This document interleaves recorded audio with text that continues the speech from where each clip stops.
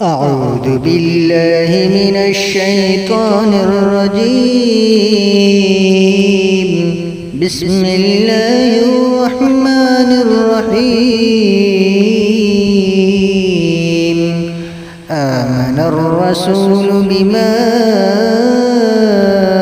أنزل إليه من ربه والمؤمنون